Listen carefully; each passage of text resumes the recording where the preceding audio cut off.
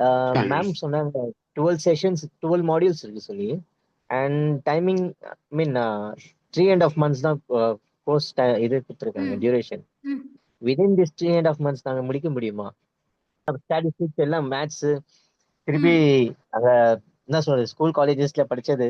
It's a wonderful question guys. அதாவது data சயின்ஸுங்கிற ஒரு ப்ரோக்ராமை 4 வருஷம் இன்ஜினியரிங் மாடலாவே கொண்டு வந்துட்டாங்க. நம்ம ஊர்ல பிஎஸ்சி எம்எஸ்சின்னு 5 வருஷம் ப்ரோக்ராமிங்காவே இருக்கு. அது மாதிரி நான் சொன்ன மாதிரி இப்போ ஒருத்தர் பிஹெச்டி இன் மேக்ஸ் முடிச்சிருக்காருன்னா he can't label he is expert in math.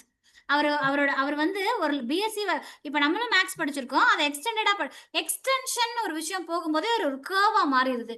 ஒரு பிஹெச்டி மேத் ஃபுல்லா தெரியும்னு சொல்லிக்க முடியாதுங்கிறது அந்த அந்த அர்த்தம் உங்களுக்கு புரியுதுல்ல?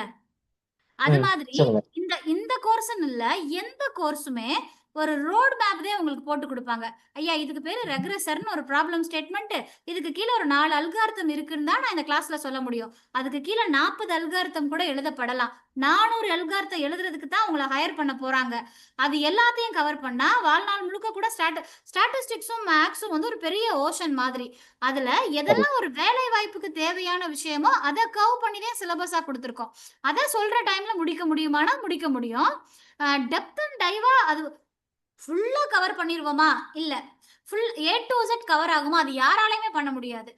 அதுக்கு இதுல இன்னும் எப்படி இருக்க போகுதுன்னா, இப்ப கயாஸ் இந்த கோர்ஸ் எடுத்து படிக்கிறாரு. Guys is attracted to banking domain and பேங்கிங்ல ரீட்டைல் பத்தி, ஃபினான்ஸ்ல ரீட்டைல் பத்தின விஷயங்கள்ல இவர் இன்ட்ரெஸ்டடா இருக்காருன்னா கோ டொமைன் ஓரியன்டடா.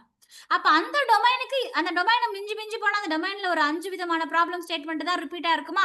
அதுல கயாஸ் எக்ஸ்பர்ட் ஆயிருவாரு. இப்ப அவங்க கேட்டாங்கல்ல ஒரு கேள்வி, ஹெல்த் கேர்ல இருந்து கேக்குறாங்க. அவங்களுக்கு ஹெல்த் கேர்ல இருக்கிறவங்களோட நாலேஜ் பேஸ் வேறையா இருக்கும், இது வேறையா இருக்கும். நான் சொல்றது புரியுதுங்களா? கண்டிப்பா புரியுது. So that is how. கண்டிப்பா இது ஒரு ரோட் மேப் உங்களுக்கு கொடுக்கும். இத வச்சுக்கிட்டு நீங்க உங்களோட வேலையை கிராக் பண்ணிடலாம். உங்களோட முதல் வேலையை லேர்ன் பண்ணிடலாம். அதுல இருந்து வளர்ச்சி இருக்கு. தொடர்ந்து படிக்க போறீங்க.